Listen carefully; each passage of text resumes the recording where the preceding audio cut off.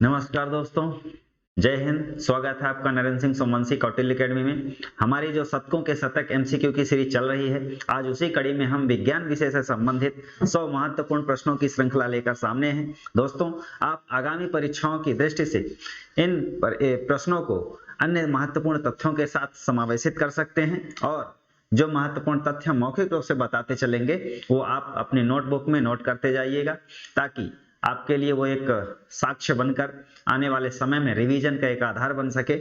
तो दोस्तों, हम सीधे विज्ञान से संबंधित महत्वपूर्ण 100 प्रश्नों की सीरीज को आगे बढ़ाते हैं और आप भी हमारे साथ इन प्रश्नों के उत्तर अपने आप दीजिए, ताकि आपको इसका ये मूल्यांकन हो पाए कि आपसे कितने सही बन रहे हैं। और इसका आंसर तो हम यहाँ डिस्कशन करते ही जा रहे हैं। तो दोस्तों, इसमें सबसे पहला प्रश्न है, किसी द्रव में अविलेय अति सूक्ष्म कणों को द्रव से अलग करने के लिए कौन सी विधि का प्रयोग किया जाता है? तो दोस्तों, इसमें जो विधि प्रयोग की जाती है वो है निस्तारण। निस्तारण विधि का प्रयोग किया जाता है। ठीक है, निस्तारण विधि क्या होती है? जब कोई भी पानी में या द्रव में कोई ऐसा पदार्थ घुला हुआ है जो अविलेय है, मतलब वह उसमें विलय नहीं है, तो उसको अलग करने के लिए, यानी जो उसमें अवसाद हैं, अशुद्धियां भरी हैं, उनको हम इकट्ठा करने के लिए क्या करते हैं? उनको हम अलग करने के लिए निस्तारण विधि का अपनाते हैं। यानी वो अवसाद जो उसके पानी में जमा है, पानी में मिला हुआ है, उसको बाकायदा हम छोड़ दें कुछ समय के लिए और वह इकट्ठा हो जाएगा अवसाद। तब हम शुद्ध पानी को अलग कर लेंगे और उस जो अशुद्धियां हैं, अवसाद है, उसको हम डिस्पोज कर देंगे। वही है निस्तारण। ठीक है, तो इस तरीके से इसका आंसर हो जाएगा निस्तारण। आगे बढ़ते हैं। मांसपेशियों में किस द्रव के एकत्रित होने से थकावट आती है? तो दोस्तों, यह एक महत्वपूर्ण प्रश्न है। आप रोजमर्रा के जीवन में जानते ही होंगे, इससे 1 2 4 होते ही होंगे। तो मांसपेशियों में किस द्रव के एकत्रित होने से थकावट आती है? जब हम कोई काम कर रहे होते हैं, उस समय हमारी मांसपेशियों में एक एसिड जम जाता है और उसका नाम है लैक्टिक एसिड। ठीक, इस लैक्टिक एसिड के कारण हमें थकावट महसूस होती है। तो इसका सीधा आंसर हो जाएगा लैक्टिक एसिड। ठीक है, ध्यान रखिएगा, इसका आंसर है लैक्टिक एसिड।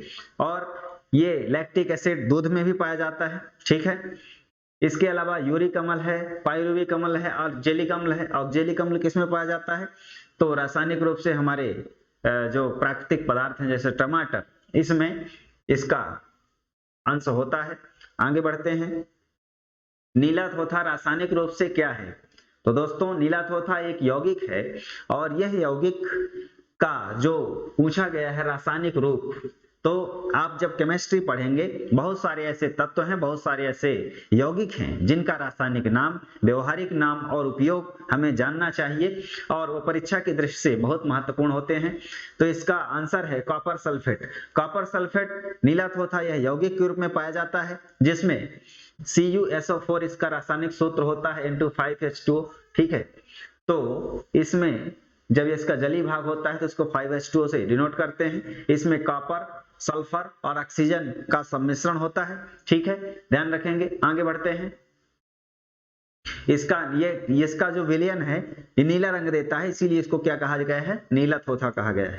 ठीक है, नेक्स्ट प्रश्न, इसमें कहा गया है कि कौन सा रासायनिक परिवर्तन को निरूपित करता है? तो दोस्तों, इसमें कौन सा ऐसा मिश्रण है जो इसका रासायनिक परिवर्तन के रूप को बताता है? तो इसमें लोहे का चुंबकन, द्रव का संघनन, ईंधन का ज्वलन, लोहे में जंग लगना। तो ये क्या बताते हैं? रासायनिक परिवर्तन को निरूपित करते हैं। तो इस चारों ऑप्शन में कौन सा होगा जो रासायनिक परिवर्तन को निरूपित करेगा? दोस्तों, ये 2 परिवर्तन होते हैं, एक होता है भौतिक, एक होता है रासायनिक। भौतिक परिवर्तन जो होता है, ये भौतिक इसकी बाहरी अवस्था में परिवर्तन होता है। बाहरी कैसी? रंग हो गया, अवस्था हो गई, ठीक है, और आकार हो गया, इसमें परिवर्तन होता है। इसको हम क्या कहते हैं? भौतिक परिवर्तन। ठीक है, जैसे जल जो है, जब ठोस होता है, बर्फ होता है, तब वह ठोस रूप में होता है और जब वह पिघलता है, द्रव बन जाता है, लिक्विड फॉर्म में आ जाता है, उसके बाद उसका वाष्पन होता है तापमान बढ़ाने पे, तो वाष्प बन जाता है यानी गैस में बदल जाता है। तो पानी का क्या हो रहा है, यानी हम इसको या यूं देखें, बर्फ से पानी, पानी से वाष्प, ठीक है। और इसका उल्टा भी हो सकता है, यानी बर्फ से पानी बन सकता है और पानी से बर्फ भी बन सकता है, वाष्प से पानी बन सकता है, पानी से वाष्प बन सकता है, दोनों। ये उत्क्रमणीय परिवर्तन होता है और यह भौतिक परिवर्तन होता है, ठीक है। तो लोहे का चुंबकन, लोहे के सामने कोई वस्तु ऐसी रख दी जाए जो लौह चुंबकीय हो, तो वह लोहे की तरफ आकर चुंबक की तरफ आकर्षित होगी। द्रव का संघनन, द्रव की बूंदें छोटी छोटी होकर संघनित हो जाएंगी, वाष्प बन जाएंगी और बाद में वह वर्षा जल के रूप में धरती पर गिरेंगी। तो पानी ही है, पानी तो पानी दे रहा है ना। तो इस प्रकार से संघनन हुआ और सागर का पानी पुनः सागर में समा गया, ये भौतिक परिवर्तन है। लेकिन ईंधन का ज्वलन, आपके पास 3 लीटर आपने पेट्रोल डलवाया गाड़ी में और सफर कर लिया, उसमें वो पेट्रोल यानी ईंधन खत्म हो गया, तो उसका दोबारा हम उसकी प्राप्ति नहीं कर सकते। तो ऐसे परिवर्तन जिनको हम दोबारा उसी रूप में प्राप्त कर सकते हैं, भौतिक परिवर्तन है। लेकिन ऐसे परिवर्तन जो रासायनिक रूप से होते हैं, उनकी आंतरिक शक्ति या आंतरिक रूप से उनमें परिवर्तन होता है, साथ ही साथ उनका पुनः निर्माण उसी रूप में नहीं किया जा सकता जिस रूप में पहले था। इसको हम रासायनिक परिवर्तन कहते हैं। ईंधन का जलना क्या है, ईंधन जल जाएगा, दोबारा प्राप्त नहीं होगा, ठीक है। लकड़ी है, लकड़ी जल गई, दोबारा उसका जो राख है वो प्राप्त होगा, लेकिन लकड़ी प्राप्त नहीं होगी, ठीक। तो ईंधन का जलना रासायनिक परिवर्तन। लोहे में जंग लगना, लोहे में जब जंग लग जाता है तो उसका क्षरण हो जाता है, तो धातु संक्षारण एक रासायनिक परिवर्तन है। तो इस प्रकार से ये जो आंसर हो जाएगा हमारा, पूछ रहा है रासायनिक परिवर्तन है, तो इसका रासायनिक परिवर्तन ये है, ये भौतिक है, ये वाले नहीं होंगे, ये भौतिक परिवर्तन है, ठीक है। तो इसका आंसर हो जाएगा केवल 3, 4, ठीक, बी नंबर। आगे बढ़ते हैं। किसी रासायनिक अभिक्रिया में धनात्मक उत्प्रेरक की भूमिका क्या होती है।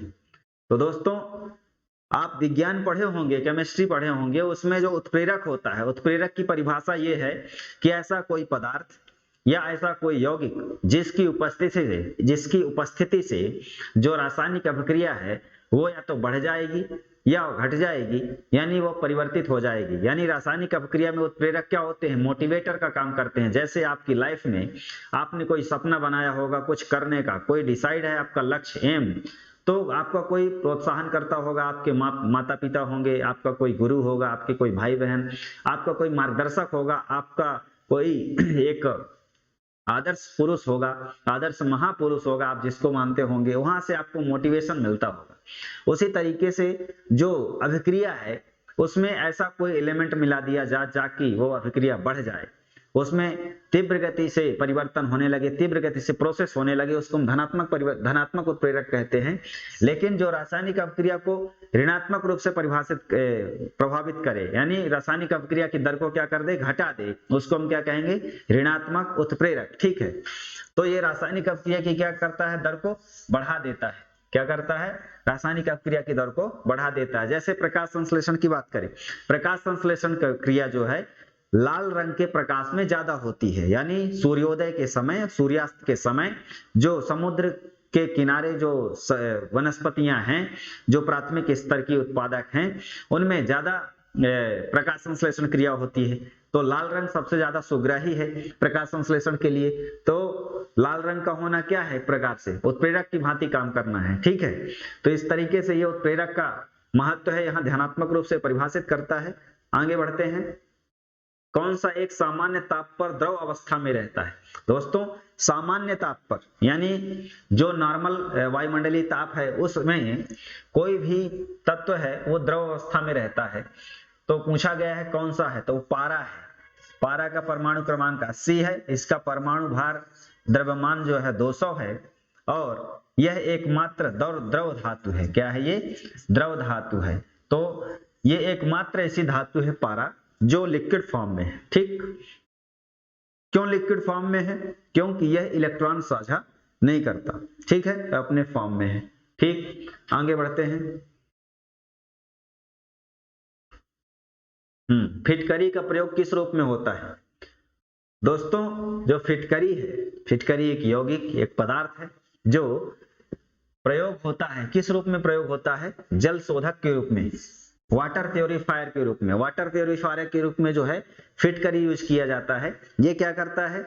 फिटकरी के उपयोग से हम अशुद्ध जल को शुद्ध कर सकते हैं। यानी मान लीजिए गंदा पानी है और उसमें बहुत सारे अशुद्धियां मिली हुई हैं, तो उसको ये शोधने का काम करता है, प्योरीफाई करने का काम करता है। आप फिटकरी पानी में डाल देंगे तो उसमें जो अशुद्धियां होंगी वो तली में बैठ जाएंगी और जल जो है स्वच्छ जल ऊपर रहा आएगा। ठीक है, तो उसकी अशुद्धियां नीचे तली में जमा हो जाती है। इस तरीके से फिटकरी का प्रयोग हम किस में कर सकते हैं? जल शोधक के रूप में। बरसात के दिनों में जब पानी अशुद्ध रूप में प्राप्त होता है, वर्षा का जल कुओं में गिरता है, तो इसलिए हम वहां फिटकरी का प्रयोग कर सकते हैं और इसको डॉक्टर द्वारा सलाह भी दी जाती है। जौहरी का रोज क्या होता है? तो दोस्तों जौहरी का रोज यानी जौहरी का जो एक प्रकार से महत्व या हथियार होता है जिसके द्वारा वह किसी भी आभूषण की चमकता को बढ़ाता है, उसकी क्वालिटी को, उसकी कह सकते हैं शाइनिंग को बढ़ावा देता है, वह है फेरिक ऑक्साइड। फेरिक ऑक्साइड का लेपन कर देता है किसी भी आभूषण पर तो वो चमकने लगता है और हम लोग कह देते हैं कि नया कर दिया। तो वो नया, यद्यपि जो हम लोग बाजार में रोल्ड गोल्ड के आभूषण देखते हैं बहुत सस्ते होते हैं, हूबहू उसी तरीके से लगते हैं जैसे ओरिजिनल है। तो यहाँ भी जो फेरिक ऑक्साइड का लेपन है वो वार्निश टाइप में कर दिया जाता है आभूषण के रूप में। जब हम अंतिम रूप से गहना बनवाते हैं तो उसमें लास्ट में जो जेवर यानी जो जौहरी होता है, जो सुनार होता है, वो यही काम करता है, उसका लेपन कर दिया जाता है ताकि वो गहना और चमकदार होने लगे। तो कई लोग अपने पुराने गहनों को ले जाकर दुकानों से उसको पॉलिश कराते हैं और कई बार जो जौहरी होता है उसको चेंज भी कर लेता है, ठीक है, बदल देता है। इसलिए जागरूक रहना चाहिए। तो ये फेरिक ऑक्साइड का उल्लेख करता है। ठीक है, आगे बढ़ते हैं। सेब में निम्नलिखित में से कौन सा एसिड पाया जाता है? दोस्तों प्राकृतिक रूप से पाया जाने वाला यानी उत्पादन किया जाने वाला फल सेब, एप्पल, उसमें कौन सा एसिड होता है? तो ये होता है मैलिक एसिड। मैलिक एसिड किस में पाया जाता है? सेब में पाया जाता है। ठीक है, फिर सेब क्या है? फ्रूट है, फल है, और इसमें मैलिक एसिड पाया जाता है। एसिड कई प्रकार के होते हैं, स्ट्रॉन्ग एसिड, वीक एसिड। कमजोर अम्ल क्या होते हैं? दुर्बल अम्ल क्या होते हैं? ऐसे अम्ल जो खाने पीने की चीजों में पाए जाते हैं उनको हम दुर्बल अम्ल कहते हैं। जैसे मैलिक अम्ल सेब में पाया जाता है, ठीक, फार्मिक अम्ल चींटी के डंक में पाया जाता है, नाइट्रिक एसिड, सल्फ्यूरिक एसिड ये जो है बनाए भी जाते हैं। ठीक है, तो ये वीक अम्ल नहीं होते, ये स्ट्रॉन्ग अम्ल होते हैं। ठीक है, इनका व्यावसायिक स्तर पर प्रयोग किया जाता है। ये चींटी के डंक में पाया जाता है। ठीक है, चींटी के डंक में फार्मिक एसिड, इसीलिए जब चींटी जो ब्लैक होती है वो काटती है तो बहुत तीव्र गति से दर्द होता है, और बिच्छू के जो डंक होता है उसमें भी एसिड होता है। ठीक है, नेटल में। चलिए आगे बढ़ते हैं। साबुन के द्वारा सतहों को साफ करने में सिद्धांत किस पर आधारित है? तो दोस्तों बहुत ही आपके जो रोजमर्रा की जिंदगी है, हमारे दैनिक कार्य हैं, सब किसी न किसी तरीके से लॉजिक से चलते हैं, वो साइंस से चलते हैं। ठीक है, और ये हम दिनों दिन अपने कार्यों में देखते भी हैं।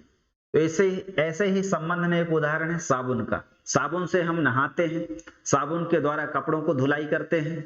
तो जब कपड़ों की धुलाई होती है तो वो साफ होते हैं, और तो साफ होते हैं तो कपड़ों के बीच और साबुन के द्वारा पानी के माध्यम से जब कपड़ों को धुला जाता है तो उसमें क्या होता है? पृष्ठ तनाव। पृष्ठ तनाव एक प्रकार से एक ऐसा बल होता है जो किसी भी वस्तु पर, किसी भी पदार्थ पर क्या करेगा? उनके बीच जो आकर्षण है उसको कम करने का काम करता है। ठीक है, पृष्ठ तनाव। तो जैसे आपका कपड़ा यानी वस्त्र, शर्ट हो या पैंट, कुछ भी गंदा है, वो पानी के संपर्क में आएगा और साबुन के संपर्क में आएगा और या डिटर्जेंट के संपर्क में आएगा, तो वो जो है, जो वस्त्र है उसमें जो गंदा है यानी मैल लगा हुआ है, ठीक है, तो उसको पानी के माध्यम से मिलकर उसका पृष्ठ तनाव, उस कपड़े का पृष्ठ तनाव क्या कर देगा? कम कर देगा। तो जो उसमें कपड़े में अशुद्धियां हैं, कपड़े में सफाई नहीं है यानी गंदगी है, मैल लगा हुआ है, तो वह जो है उस कपड़े से क्या करेगा, छूट जाएगा, ठीक है, साफ हो जाएगा। ऐसे ही पृष्ठ तनाव का एक सामान्य उदाहरण है, पानी में जब बरसात के दिनों में नाली में मच्छर पनपते हैं तो हम उसमें मिट्टी का तेल छिड़क देते हैं। मिट्टी का तेल क्या करता है, मिट्टी का तेल उस पानी की ऊपरी परत का पृष्ठ तनाव कम कर देता है, इस कारण मच्छर उसमें डूब जाता है, ठीक है। जब पृष्ठ तनाव कम हो जाता है तो जो ऊपर की तली है पानी की, उसका पृष्ठ तनाव कम हो जाएगा, यानी उसका घनत्व कम हो जाएगा, और जो पानी में मच्छर बैठा है वो उसके अंदर डूब जाएगा, ठीक है। तो इस तरीके से पृष्ठ तनाव का महत्व होता है। हम लोग जब भोजन करते हैं, ताजा भोजन, उस समय में भी वहां उसका पृष्ठ तनाव कम होता है, भोजन आसानी से स्वादिष्ट रूप से पच जाता है और अच्छा भी लगता है। आगे बढ़ते हैं, कांच के बारे में निम्नलिखित में से कौन सा कथन सही है। तो दोस्तों, जो हम कांच लोग यूज करते हैं, कांच से बनी वस्तुएं होती हैं, वो असल में कई प्रकार के यौगिकों का क्या है, एक प्रकार से समूह है। तो कांच बनाने में पोटेशियम क्लोराइड का प्रयोग करते हैं, बोरान का भी प्रयोग करते हैं। तो यहाँ कुछ स्टेटमेंट दिए गए हैं, एक कथन सही नहीं है, उसका मिलान करना है। कांच को प्रायः अतिशीतित द्रव भी कहा गया है, बिल्कुल सही है। कांच का कोई निश्चित गलनांक नहीं होता है, सही है। कठोर कांच में बोरान होता है और पोटेशियम क्लोराइड भी यूज होता है, ठीक है।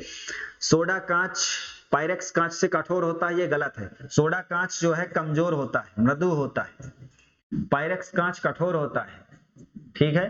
पायरेक्स कांच का प्रयोग किसमें करते हैं, मजबूत वस्तुएं बनाने में कांच की, जैसे प्रयोगशाला में बहुत सारे ऑपरेटर्स जो होते हैं उनको बनाने में प्रयोग करते हैं।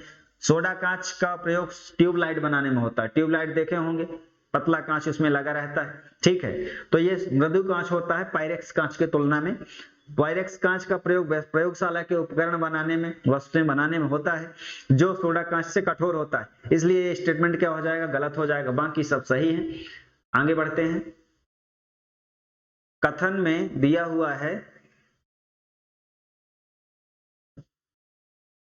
बांध की ऊंचाई पर संचित जल में गुरुत्वीय स्थितिज ऊर्जा होती है, और किसी वस्तु में उसकी स्थिति या विन्यास के कारण जो ऊर्जा होती है उसकी स्थितिज ऊर्जा कहते हैं। दोनों स्टेटमेंट सही हैं, दोनों का कथन कारण सत्य है और इसकी सही स्पष्टीकरण व्याख्या करता है, ए नंबर सही हो जाएगा। यानी किसी भी वस्तु में उसकी स्थिति के कारण जो ऊर्जा होती है, काम करने की जो क्षमता होती है, उसको हम पोटेंशियल एनर्जी कहते हैं, और यह होती है स्थितिज ऊर्जा, उसको गुरुत्वीय स्थितिज ऊर्जा भी कहते हैं। जैसे कोई बांध बना दिया जाए, उसमें जो इकट्ठा पानी हो जाएगा, तब उसमें स्थिति यानी बहुत सारी जलराशि इकट्ठा है, तो उसमें पोटेंशियल एनर्जी क्रिएट हो जाती है, और वह जो है किसी वस्तु में उसकी स्थिति के कारण उत्पन्न होती है, ठीक है। ध्यान रखिएगा, इसको हम पोटेंशियल एनर्जी कहते हैं और इसका फार्मूला होता है mgh। m मतलब द्रव्यमान पानी का, g मतलब गुरुत्वीय त्वरण, और h मतलब हाइट। इन तीनों का हम गुणन करेंगे तो हमें ये एनर्जी का परिमाण प्राप्त होगा, है ना। आगे बढ़ते हैं, जब कोई झूला अपनी विरामावस्था में किसी निश्चित ऊंचाई तक जाता है तो निम्नलिखित में से कौन सा एक सही है। तो दोस्तों, आप गांव में या शहर में जहां भी रह रहे हो, घर में यदि झूला हो, झूला में कभी झूले हो, तो मान लीजिए ये एक डोर है और इसमें झूला बांधा हुआ है, ठीक है। अब आप इसमें बैठकर, कोई व्यक्ति इसमें बैठता है तो ये झूला जो है अधिकतम कहां तक जाएगा, यहां तक जाएगा, मान लीजिए इधर झूलता हुआ यहां तक गया, ठीक है। तो इसका जो अधिकतम यहां तक विस्थापन है यानी उच्चतम बिंदु तक जा रहा है और फिर आ रहा है, ऐसे ये भी जा रहा है और आ रहा है। तो जब यहाँ इसके उच्चतम बिंदु तक यानी अधिकतम हाइट तक पहुंचता है, तब उसकी गतिज ऊर्जा कम हो जाती है और स्थितिज ऊर्जा क्या हो जाएगी, स्थितिज ऊर्जा का परिमाण बढ़ने लगेगा, क्योंकि उसमें स्थिरता आने लगेगी, ठीक है। तो यहाँ ऊंचाई ज्यादा होगी इसलिए उसकी गतिज ऊर्जा कम हो जाएगी, लेकिन जब डाउन आएगा यानी वहां से जब नीचे की तरफ आएगा तब उसकी गतिज ऊर्जा बढ़ जाएगी, लेकिन यहाँ पॉइंट में स्थितिज ऊर्जा ज्यादा होने लगेगी और गतिज ऊर्जा कम होने लगेगी। तो इसकी स्थितिज ऊर्जा, गतिज ऊर्जा कम हो जाती है, स्थितिज ऊर्जा बढ़ती है। ये वाला आंसर सही हो जाएगा, बी नंबर, ठीक है। चलो आगे बढ़ते हैं नेक्स्ट प्रश्न में। कार्य करने में मानव शरीर द्वारा प्रयुक्त ऊर्जा क्या होती है। तो दोस्तों हम कोई कार्य करते हैं, जैसे हम आपको पढ़ा रहे हैं, ठीक है, हमारी कौन सी एनर्जी वेस्ट हो रही है? आप पढ़ रहे हैं, आप मेंटल तरीके से लिख रहे हैं, आपकी कौन सी एनर्जी वेस्ट हो रही है? तो आपकी रासायनिक ऊर्जा जो है प्रयुक्त हो रही है। और रासायनिक ऊर्जा क्या? आपने जो भोजन किया है वसा के रूप में, कार्बोहाइड्रेट के रूप में आपके शरीर में संचित है, लेकिन उसका हम अब क्या कर रहे हैं? रासायनिक रूप से व्यय कर रहे हैं, यानी रासायनिक यूज हो रहा है उस एनर्जी का, और यह एनर्जी चुकता होगी, वातावरण में जाएगी, हमें फिर से उस एनर्जी को प्राप्त करने के लिए भोजन करना होगा। तो ये रासायनिक ऊर्जा है, ठीक, रासायनिक ऊर्जा के रूप में हम यूज कर रहे हैं। तो भोजन जब हम खाते हैं वह रासायनिक रूप से हमारे शरीर में लगता है, जिसको हम स्वांगीकरण या पाचन प्रक्रिया कहते हैं, ठीक। तो ये हो जाएगा इसका आंसर, रासायनिक ऊर्जा। आगे बढ़ते हैं। बल का एसआई मात्रक क्या होता है? दोस्तों एसआई मात्रक विभिन्न प्रकार की भौतिक राशियों को मापने के लिए एक यूनिट डिसाइड कर दी गई है वैज्ञानिक स्तर पर। पूरे दुनिया में विभिन्न प्रकार के जो हम भौतिक राशियों को पढ़ें तो उसका एक यूनिट हो, उसका एक मापन हो, उसका एक मात्रक हो। जैसे हम लोग कोई भी सामान लेने जाते हैं मार्केट में, शक्कर कुछ भी, तो उसका एक यूनिट है। जैसे हमको 1 केजी लेना है, 2 केजी, 2 किलोग्राम, 3 किलोग्राम, तो ये किलोग्राम क्या है? द्रव्यमान का, मास का क्या है? एसआई यूनिट है, ठीक है।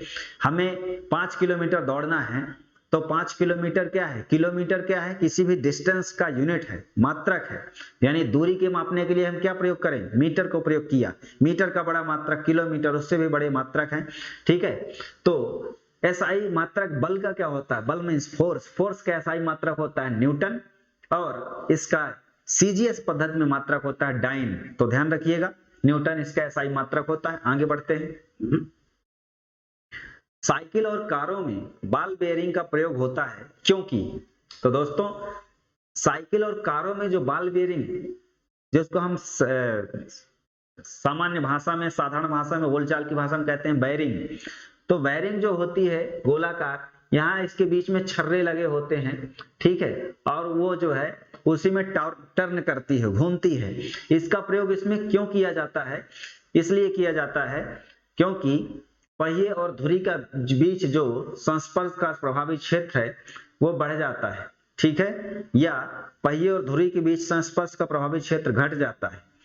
तो इसका आंसर हो जाएगा सी नंबर, ठीक। ये क्या हो जाएगा? C number. तो सी नंबर इसका आंसर हो जाएगा। क्या होता है इस कथन का मतलब? इस कथन का मतलब है जो पहिया है और धुरी है, यदि बॉल बेयरिंग नहीं होगी तो जो पहिया है बाहर, ठीक है, उसका संबंध इससे ज्यादा होगा, और यहाँ जो ये परत है इसके बीच घर्षण होगा। घर्षण मीन्स फ्रिक्शन, फ्रिक्शन के कारण वो जो पहिया है वो टूट सकता है, उसमें बहुत सारी समस्याएं आ सकती हैं, ठीक है। और बेयरिंग का प्रयोग कर देंगे हम तो वो इस एरिया में उस चीज को बनाए रखेगा और उसका संस्पर्श क्षेत्र घट जाएगा, ठीक है, और वह पहिया आराम से पूरे राउंड करता रहेगा। इसीलिए हम बॉल बेयरिंग का प्रयोग करते हैं, ठीक है, ध्यान रखिएगा। चलो आगे बढ़ते हैं। कथन दिया हुआ है और उसमें हमें मिलान करना है। बहुत सारे ऐसे प्रश्न हैं विज्ञान में जो कॉन्सेप्ट पर डिपेंडेड है और हम लोग इसको दैनिक जीवन में देखते भी हैं। एक समतल भूमि पर किसी वस्तु को धकेलने की अपेक्षा खींचना आसान होता है, ठीक है, बिल्कुल सही है। हम किसी वस्तु को धकेल रहे हैं, उसके बजाय उसको खींचें तो आसान होता है। घर्षण बल का परिमाण संपर्क में रखे दो पृष्ठों की प्रकृति पर निर्भर करता है। यह भी कथन सही है, लेकिन ये पूछ रहा है कारण और ये कह रहा है कथन। तो क्या इस कथन का कारण ये है? ये हमें देखना है। एक समतल भूमि पर किसी वस्तु को धकेलने की अपेक्षा खींचना आसान होता है। क्यों आसान होता है? क्योंकि जब हम खींचते हैं तो उस वस्तु पर जो गुरुत्वाकर्षण बल लग रहा है, उस वस्तु पर जो दाब लग रहा है, वो जो है हमें कम मात्रा में एहसास होता है, कम मात्रा में लगता है, जिसके कारण हम उसको खींच पाते हैं। लेकिन जब उसको धकेलते हैं तो उसमें गुरुत्वाकर्षण बल ज्यादा लगता है, दबाव ज्यादा लगता है, इस कारण से वह हमें खींचने की अपेक्षा ज्यादा कठिनाई भरा महसूस होता है, उसमें ज्यादा बल लगाना पड़ता है, ज्यादा एनर्जी खपत होती है। तो इसका आंसर क्या हो जाएगा? इसका आंसर हो जाएगा दोनों कथन सत्य हैं, परंतु इसका स्पष्टीकरण सही नहीं है, क्योंकि इसका स्पष्टीकरण ये होगा कि गुरुत्वाकर्षण बल कम हो जाता है उसके बीच, वस्तु और सतह के बीच, और दाब कम हो जाता है, घर्षण कम होता है, इसलिए। ठीक है, चलो आगे बढ़ते हैं। जब वस्तु में वेग दुगुना कर दिया जाता है तो इसकी गतिज ऊर्जा 4 गुनी हो जाती है। गतिज ऊर्जा वेग के वर्ग के समानुपाती होती है। तो क्या ये सही है? गतिज ऊर्जा की बात कर रहा है। गतिज ऊर्जा का सूत्र होता है kinetic energy K equal to 1/2 mv²। m द्रव्यमान है, v वेग है। तो दूसरा कथन सही है, गतिज ऊर्जा के वेग के वर्ग के समानुपाती होती है, बिल्कुल सही है। और वो एक वस्तु में वस्तु के जो वेग को दोगुना कर दिया जाए, यदि इसका वेग दोगुना कर दिया जाए, मान लीजिए v बराबर 2v हो जाए, तब गतिज ऊर्जा क्या हो जाएगी? 4 गुनी हो जाएगी। जाहिर सी बात है, यहाँ v है यानी 1v। 2v जब हो जाएगा तो इसका स्क्वायर होगा, तो 2 का स्क्वायर 4 हो जाएगा, तो यहाँ 4 परिमाण में आ जाएगा, बिल्कुल सही है। तो यहाँ पास कथन दोनों सही हैं, लेकिन ये स्पष्टीकरण, हाँ स्पष्टीकरण भी करता है, दोनों करता है, क्योंकि इसके वर्ग के समानुपाती होता है। तो दोनों इसका स्टेटमेंट सही है, रीजन सही है, राइट। चलिए आगे बढ़ते हैं। भू स्थिर उपग्रह घूमता है। भू स्थिर उपग्रह क्या होता है? भू स्थिर उपग्रह ऐसा उपग्रह होता है जो पृथ्वी की सतह से 36,000 किलोमीटर की ऊंचाई पर, किलोमीटर हाइट पर स्थापित किया जाता है। ठीक है, 36 किलोमीटर की हाइट पर स्थायी किया जाता है, स्थायित्व तो इसको प्रदान कर दिया जाता है, और उस हाइट पर वो पृथ्वी के समान उसके चारों तरफ परिक्रमा करने लगता है, पृथ्वी के चारों तरफ। तो ये स्थिर ऊंचाई पर स्थापित किया जाता है, 36,000 किलोमीटर की ऊंचाई पर स्थापित किया जाता है, और यहाँ से इसका पृथ्वी का जो गुरुत्वाकर्षण क्षेत्र है बिल्कुल क्षीण हो जाता है, और उस परिधि में वह पृथ्वी के चारों ओर निश्चित समयांतराल में अपना चक्कर लगाने लगता है, इसीलिए इसको स्थिर ऊंचाई कहते हैं। यहाँ जो है GSLV उपग्रह स्थापित किए जाते हैं, जियो सिंक्रोनस सैटेलाइट लॉन्च व्हीकल। ठीक है, इसके द्वारा हम ये जो यान है, पीढ़ी का नाम है ये, इसके माध्यम से हम इस जियो स्टेशनरी कक्षा में, इसको हम या यूं कहें GEO, ठीक है, जी स्टेशनरी ऑर्बिट। चलो आगे बढ़ते हैं। लोहे की कील पारे में तैरती है जबकि पानी में डूब जाती है। बहुत अच्छा सवाल है, हम लोग दैनिक जीवन में देखते ही हैं, ऐसे बहुत सारे उदाहरण हैं। तो बताइए इसका क्या आंसर हो जाएगा? लोहे की कील पारे में तैरती है लेकिन पानी में डूब जाती है, क्यों? लोहे की पारे से रासायनिक क्रिया की प्रवृत्ति पानी की तुलना में कम होने के कारण। लोहे का भार पानी से अधिक है, लोहे का घनत्व पानी से अधिक है तथा पारे से कम है, बिल्कुल सही है ये। लोहे का घनत्व पानी से ज्यादा होता है लेकिन पारे से कम होता है। रीजन यही है कि वह पारे में नहीं डूबती और पानी में डूब जाती है। ठीक है, आगे बढ़ते हैं। एक तरल में पृष्ठ तनाव का क्या कारण है? तो दोस्तों, एक तरल मतलब लिक्विड में पृष्ठ तनाव का क्या कारण है? पृष्ठ तनाव का मतलब है अणुओं के बीच ससंजक बल।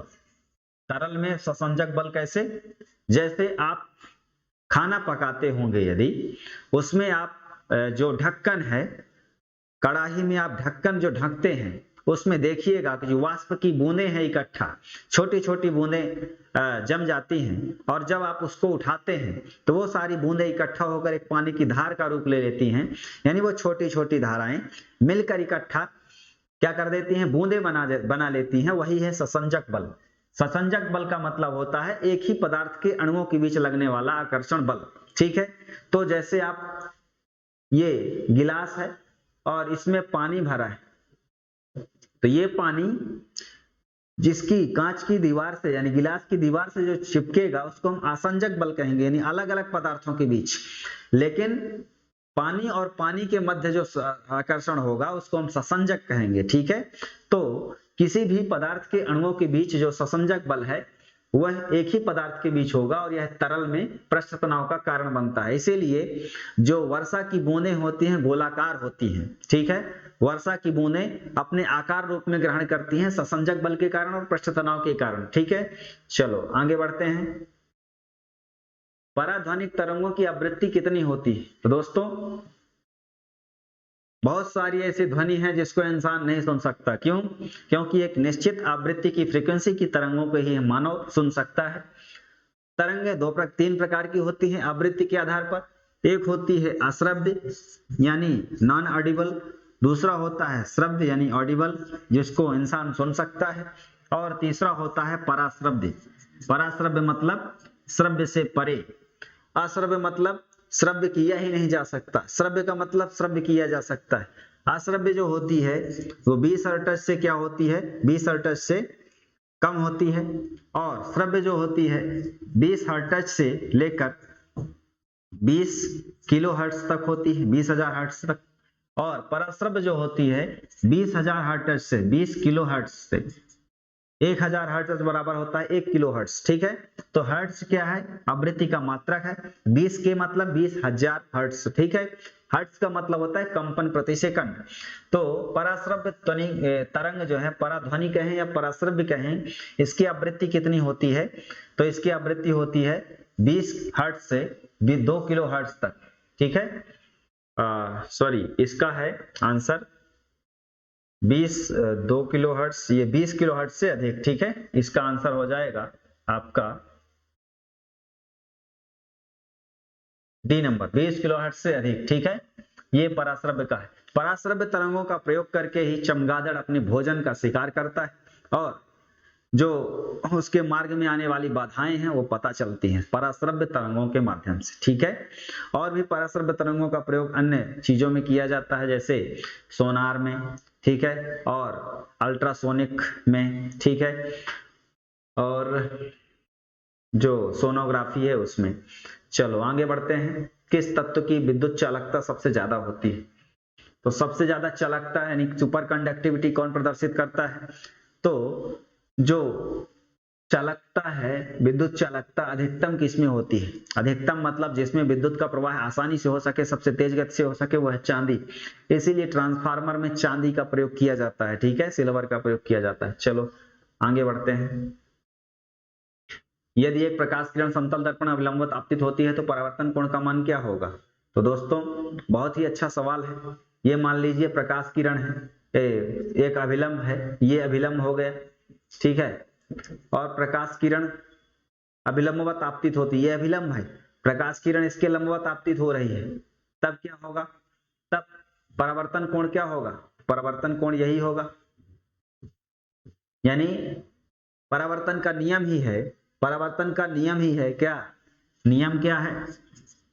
नियम है आपतन कोण बराबर परावर्तन कोण। तो आपतन कोण क्या होता है?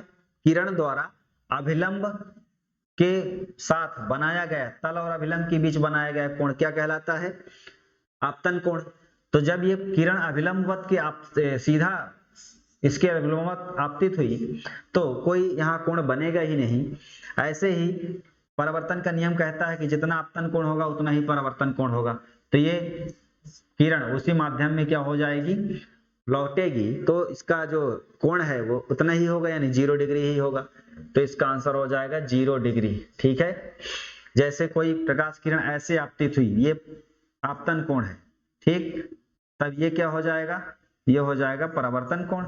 ठीक है, ऐसे तो ध्यान रखेंगे हम कि इसका आंसर हो जाएगा 0 डिग्री जब वो अभिलंबवत आपतित होगी। चलो आगे बढ़े। एक टेलीविजन में दूरस्थ नियंत्रण के लिए किस प्रकार के विद्युत चुम्बकीय विकिरण का प्रयोग किया जाता है? हम लोग टीवी चलाते हैं, टीवी में जो रिमोट का यूज करते हैं, रिमोट में कोई बटन दबाएंगे चैनल बदलेगा, उसकी स्पीड वॉल्यूम जो है कम तेज कर सकते हैं, उसमें कौन सी ऐसी जो विकिरण है वो यूज होती है? हमको दिखाई नहीं देती, ठीक है, लेकिन वो अवरक्त विकिरण है। इसकी तरंगदैर्घ्य इतनी ज्यादा होती है, इतनी लंबी होती है कि हमारी आंखें उसको देख नहीं सकती हैं। ठीक है, और इसका आंसर हो जाएगा अवरक्त। इसको इंफ्रारेड तरंगे भी कहते हैं। चलो आगे बढ़ते हैं। किसे वर्गीकी का पितामह कहा जाता है? दोस्तों वर्गीकी का मतलब होता है क्लासिफिकेशन, वर्गीकरण। ठीक है, तो टैक्सोनॉमी एक जीव विज्ञान में शाखा है टैक्सोनॉमी, जिसमें जीवों का वर्गीकरण किया जाता है। और जीवों का वर्गीकरण करने का सबसे पहला प्रयास कैरोलस लिनियस नामक वैज्ञानिक ने किया था, इसीलिए इनको वर्गीकी का जन्मदाता या वर्गीकी का जनक कहा जाता है। और इनको जो है नामकरण का करने का भी श्रेय दिया जाता है। इन्होंने नामकरण, जीवों के द्विनाम पद्धति का भी नामकरण किया था। कैरोलस लिनियस को वर्गीकी का पितामह कहा जाता है। ठीक है, ध्यान रखिएगा। आगे बढ़ते हैं। कवक की कोशिका भित्ति किससे बनी होती है? कोशिका भित्ति कोशिका के चारों तरफ उसका सुरक्षात्मक आवरण होता है जिससे वो बनी होती है, तो उसको हम काइटिन कहते हैं। जो कवक की कोशिका भित्ति बनी होती है, कोशिका भित्ति जिस पदार्थ से बनी उसको हम क्या कहते हैं? काइटिन। पौधों में जो कोशिका भित्ति होती है वो किससे बनी होती है? सेलुलोज की बनी होती है। और सेलुलोज जो है कठोरता प्रदान करता है, इसीलिए जो पौधा है उसका तना जो है कठोर हो जाता है। तो सेलुलोज की बनी होती है कोशिका भित्ति पौधों की। ठीक है, और ये काइटिन की कवक की बनी होती है। चलो आगे बढ़ते हैं। हाँ, इसमें दिया गया है निम्नलिखित में से कौन से पादप प्राणी और कोशिकाओं के बीच सामान्य अंतर के बारे में सही है? तो कौन सा स्टेटमेंट सही है? तो बताएं। पादप कोशिकाओं में सेलुलोज कोशिका भित्तियां होती हैं जबकि प्राणी कोशिकाओं में नहीं होती। बिल्कुल सही है, प्राणी कोशिकाओं में कोशिका भित्ति नहीं होती। पादप कोशिका में प्लाज्मा झिल्ली नहीं होती जबकि इसके विपरीत प्राणी कोशिकाओं में होती है। ये गलत है, क्योंकि कोशिका झिल्ली दोनों में होती है। पादप कोशिका, जंतु कोशिका दोनों में कोशिका झिल्ली होती है। कोशिका झिल्ली एक अर्धपारगम्य झिल्ली होती है जिनके, ठीक है, और परिपक्व पादप कोशिका में एक बृहत रसघानी होती है जबकि प्राणी कोशिका में एक छोटी रसघानियां होती है। बिल्कुल सही। रसघानी का मतलब होता है रिक्तिका भी बोलते हैं इसको। तो ये पहला और तीसरा कथन सही है, दूसरा स्टेटमेंट गलत है। ठीक है, चलो आगे बढ़ते हैं। पौधों में कौन से ऊतक के कारण लचीलापन होता है? तो आप देखे होंगे कि जब पौधा धीरे धीरे बड़ा होता है और विशालकाय वृक्ष बन जाता है, फल लगता है। मान लीजिए आम का पौधा है, आम के पौधे में जिस डाल में ज्यादा से ज्यादा फल लगे हों और वह फलने के बाद पहले छोटे रहेंगे, फल धीरे धीरे बड़े हो जाएंगे। जब वो बड़े हो जाएंगे फल, उसकी डालियां झुक जाएंगी। फल, जो फलदार वृक्ष होता है वो झुका होता है। ठीक है, तो उसमें जो झुकने का गुण है, लचीलापन है, किस ऊतक के कारण होता है? कोलेन काइमा के कारण होता है। किसके कारण होता है? कोलेन काइमा के कारण। कोलेन काइमा के ऊतक है जिसके कारण पौधे में, उसकी डाली में, उसके तने में लचीलेपन का गुण होता है। ठीक है, कहा भी गया है जो पौधे फलदार होते हैं वो झुक कर चलते हैं। हमारे इंसान के जीवन में भी विनम्रता ही एक ऐसा ऊतक है, विनम्रता ही एक ऐसा गुण है जो हमें जिंदगी में आगे बढ़ते हुए हमें हमारे व्यवहार का, हमें हमारे स्वभाव का परिचय कराता है। इसीलिए एक संस्कृत में श्लोक भी आता है, विद्या ददाति विनयम विनयात याति पात्रत्वम पात्रत्वात् धर्म आपनोति धनात् धर्म तथा सुखम। मतलब विद्या विनम्रता देती है, विनम्रता से धन प्राप्त होता है, धन से धर्म, धर्म से सुख प्राप्त होता है। ठीक है, चलो इसके बाद आगे बढ़ते हैं हम नेक्स्ट प्रश्न में। निम्नलिखित में से कौन सा विकल्प पराश्रयी पौधे, पैरासिटिक प्लांट का एक उदाहरण है? तो दोस्तों इसका सीधा आंसर हो जाएगा, कौन सा पौधा पैरासिटिक प्लांट का उदाहरण है? पैरासिटिक का मतलब होता है जो दूसरों के साथ अपना जीवन यापन करता है। जैसे कसकुटा, कसकुटा को हम कहते हैं अमरबेल। क्या कहते हैं? अमरबेल कहते हैं। यह जो है किसी भी पौधे के साथ जब रहता है उस पर अपना जीवन यापन व्यतीत करता है। मान लीजिए किसी पौधे में यह अमरबेल यहां से इसमें फैला हुआ है, तो उसके तने से इसके जो छोटे छोटे तंतु होते हैं वो उससे रस चूसते हैं और अपना भोजन बनाता है। ये, इसमें पत्तियां नहीं होती बहुत बारीक होती हैं। इसको अमरबेल कहते हैं। जिस पौधे में होता है उसको क्षरण कर देता है, यानी उसका पोषण ग्रहण कर लेता है, वह पौधा कुपोषित हो सकता है। कसकुटा इसको कहते हैं, अमरबेल है, और यह पराश्रयी होता है, दूसरे पर आश्रित होता है। ठीक है, चलो आगे बढ़ते हैं। प्रकाश संश्लेषण क्रिया में किस प्रकार में सबसे अधिक प्रभावशाली होती है? तो दोस्तों इसका आंसर है लाल। हमने बात की थी जो लाल रंग होता है प्रकाश संश्लेषण के लिए सर्वाधिक सुग्राही होता है। ठीक है, तो इसका सीधा आंसर क्या हो जाएगा? लाल रंग। लाल रंग में सबसे ज्यादा प्रकाश संश्लेषण क्रिया होती है। उसके बाद बैंगनी रंग में सबसे ज्यादा होती है, सबसे कम होती है हरा रंग में। हरे रंग में प्रकाश संश्लेषण की क्रिया नहीं होती है, इस बात को ध्यान रखेंगे। प्रकाश संश्लेषण एक्चुअल में होता क्या है? प्रकाश संश्लेषण जो है सूर्य की प्रकाश की उपस्थिति में, ठीक है, जो वायुमंडल की कार्बन डाइऑक्साइड है और पानी है, उसके सहयोग से सूर्य के प्रकाश की उपस्थिति में जो पौधा है उसमें होता है क्लोरोफिल। जो पत्ती है उसमें एक वर्णक पाया जाता है जिसको कहते हैं क्लोरोफिल, और वह सूर्य के प्रकाश को ग्रहण करता है। वायुमंडल की यह कार्बन डाइऑक्साइड पानी नीचे जड़ से प्राप्त करता है और अपना भोजन बनाता है C6H12O6, और ऑक्सीजन गैस वायुमंडल में मुक्त करता है, यानी कार्बन डाइऑक्साइड लेता है और ऑक्सीजन को छोड़ता है। इसीलिए ऑक्सीजन के यानी प्राणदाता हमारे जो वन होते हैं, जो वृक्ष होते हैं वो कहलाते हैं, इसीलिए वृक्षारोपण को बढ़ावा दिया जाना चाहिए। इस तरीके से ये जो सूर्य का प्रकाश है ये लाल रंग में सबसे ज्यादा होता है, ध्यान रखिएगा। आगे बढ़ते हैं नेक्स्ट प्रश्न में। निम्नलिखित में से पक्षियों द्वारा परागण की प्रक्रिया को क्या कहा जाता है? तो दोस्तों ऑर्निथोफिली, ऑर्निथोफिली जो है पक्षियों द्वारा परागण की क्रिया होती है उसको हम क्या कहते हैं? ऑर्निथोफिली। ठीक है, इसके माध्यम से जो परागकण है एक पौधे से दूसरे पौधे में फैला दिए जाते हैं, तो पक्षियों के माध्यम से होता है, इसलिए हम ऑर्निथोफिली कहते हैं। चलो, आनुवंशिकता के नियम किसने प्रस्तावित किए थे? दोस्तों जेनेटिक के क्षेत्र में एक पीढ़ी से दूसरी पीढ़ी में जो लक्षण हैं वो प्रकट होते हैं, इस बारे में सबसे पहले जो विचार किया था, यानी आनुवंशिक गुणों के संवहन के बारे में जिसने विचार किया था, डीएनए के बारे में बताया।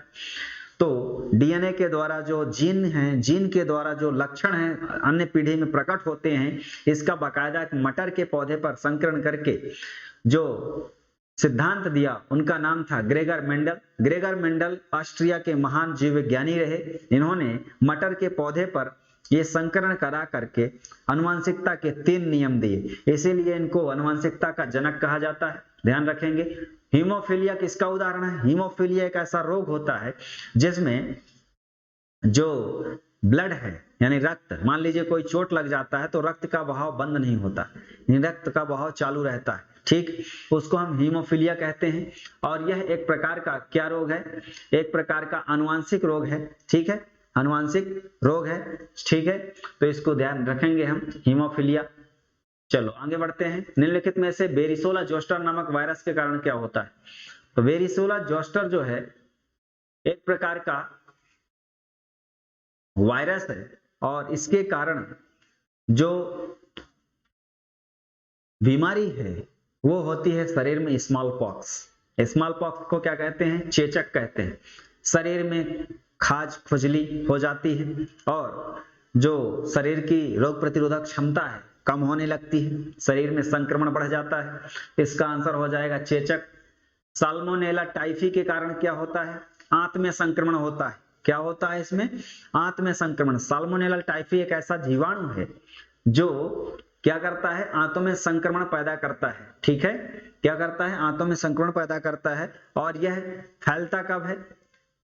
यानी इसके द्वारा जो हैजा बीमारी होती है, कॉलरा जिसको कहते हैं, वो बीमारी होती है, ये गंदा पानी पीने से, दूषित भोजन खाने से होती है। ठीक है, तो ये आंत में संक्रमण पैदा करती है। रतौंधी किसकी बीमारी के कारण होता है? रतौंधी मतलब रात में नहीं दिखता। ठीक है, तो आंखों में कम दिखना, और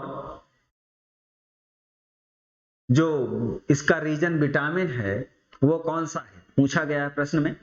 इसका आंसर हो जाएगा विटामिन ए। विटामिन ए बहुत सारे फलदार चीजों में होता है, जैसे पपीता। ठीक है, पपीते के अलावा अंकुरित अनाज भी हैं। ठीक है, इसके अलावा दूध तो सब में है, दूध संतुलित आहार है।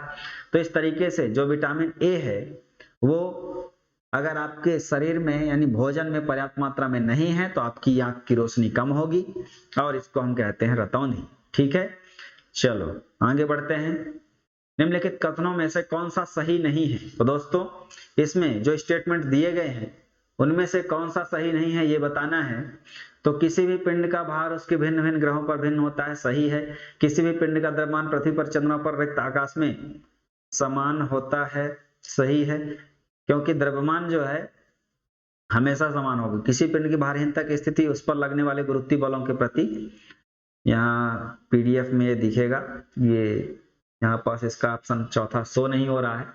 फिर भी ध्यान रखिए ये जो भी स्टेटमेंट आए, द्रव्यमान हर जगह समान होगा, द्रव्यमान समान होगा, लेकिन भार क्या होगा? भिन्न भिन्न होगा।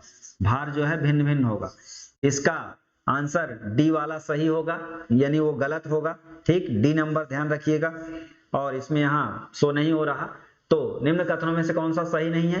ए बी सी सही है, लेकिन चौथा ऑप्शन गलत है, यानी इसका आंसर क्या हो जाएगा? डी वाला हो जाएगा। ठीक, आप पीडीएफ आपको मिल जाएगा, उससे आप इसका मिलान कर लीजिएगा। चलो आगे बढ़ते हैं नेक्स्ट प्रश्न में। निम्नलिखित में से कौन सा बहिस्रावी ग्रंथि है? तो दोस्तों इसमें पूछ रहा है कौन सी बहिस्रावी ग्रंथि है। बहिस्रावी ग्रंथि कौन सी है? तो इसमें अग्नाशय और श्वेत ग्रंथि, अग्नाशय और श्वेत ग्रंथि जो है बाहरी ग्रंथि कहलाती हैं। इसके अलावा थायराइड, अंडाशय और टेस्टिस, ये अंतःस्रावी ग्रंथियां हैं। ठीक है, थायराइड, अंडाशय और टेस्टिस, इससे अंतःस्रावी हार्मोन निकलते हैं, तो ये अंतःस्रावी ग्रंथियां हैं। अग्नाशय और श्वेत ग्रंथि, इससे ये बाह्यस्रावी ग्रंथियां हैं, जिनसे बाह्यस्रावी हार्मोन यानी जो पदार्थ है उसका निस्सरण होता है, तो ये बाहरी हो जाएंगी और ये वाली नहीं होंगी। ठीक है, तो बहिस्रावी ग्रंथियां कौन सी हो गई? अग्नाशय और श्वेत ग्रंथि। चलो आगे बढ़ते हैं। वह जंतु जिसमें भोजन के ठोस रूप में ग्रहण करते हैं उसे कौन सा पोषण कहते हैं? उसको पूर्ण भोजी पोषण कहते हैं। जंतु कोई भी भोजन ग्रहण कर रहा है ठोस रूप में, ठीक है, ठोस यानी भोजन के रूप में प्राप्त कर रहा है, उसको हम कहेंगे पूर्ण भोजी पोषण। यानी इंसान, मनुष्य जो भोजन करता है उसको हम क्या कहेंगे? पूर्ण भोजी पोषण कहेंगे। ठीक है, जंतु भी अपना भोजन प्राप्त करते हैं, उसको हम पूर्ण भोजी पोषण कहेंगे। चलो, शरीर की ऊर्जा आवश्यकता का अधिकतम भाग किससे पूरा होता है? दोस्तों ये सर्वाधिक जो ऊर्जा का भाग है कार्बोहाइड्रेट से प्राप्त होता है। हमारे शरीर में 50 से 80% ऊर्जा का जो प्रमुख आधार है वो कार्बोहाइड्रेट है। इसीलिए जो ज्यादा लोग काम कर रहे होते हैं उनको गुड़ दिया जाता है खाने को पानी के साथ, यानी वो जो गुड़ है कार्बोहाइड्रेट का अच्छा स्रोत है। जो गेहूं है, उसकी रोटी है, मक्का है, ये अच्छे कार्बोहाइड्रेट के स्रोत है। इसलिए भारत सरकार ने मिलेट यानी बाजरा को, ठीक है, बाजरे को बढ़ावा देने के लिए जो सरकार है प्रयत्नशील है, और बाजरे का जो उत्पादन है उसको करके हमारे जो पोषण है उसको बढ़ावा दिया जा सकता है। मोटा अनाज है वो। चलो, ट्रायोज, टेट्रोज किस प्रकार के कार्बोहाइड्रेट के प्रकार हैं? तो ट्रायोज, टेट्रोज और किस प्रकार के कार्बोहाइड्रेट के प्रकार हैं? तो कार्बोहाइड्रेट के प्रकार ये दोनों आ जाएंगे मोनोसैकराइड। किसमें आ जाएंगे? मोनोसैकराइड में। अब दिया गया है दो प्रमुख कथन हैं और उसमें से स्टेटमेंट दिया गया है क्या होता है? दो मोनोसैकराइड मिलकर क्या बनाते हैं? पॉलीसैकराइड। ये गलत है, ये डाइसैकराइड बनाते हैं। क्या बनाते हैं? डाइसैकराइड बनाते हैं दोनों मिलकर। ठीक है, डाइसैकराइड बनाते हैं, इसलिए ये वाला स्टेटमेंट क्या है? गलत है। सुक्रोज एक पॉलीसैकराइड का उदाहरण है, ये गलत है। सुक्रोज डाइसैकराइड का उदाहरण है, ठीक, इसलिए ये भी गलत है। यानी दोनों क्या है? दोनों कथन गलत है। ठीक, ए और बी दोनों गलत। चलो आगे बढ़ते हैं। निम्नलिखित में से किसे पशु स्टार्च कहा जाता है? तो दोस्तों पशु स्टार्च किसको कहा जाता है? पशुओं में जो है ग्लाइकोजन जो है स्टार्च के रूप में संग्रहित रहता है, इसको हम ग्लाइकोजन कहते हैं। किसको कहते हैं? ग्लाइकोजन को।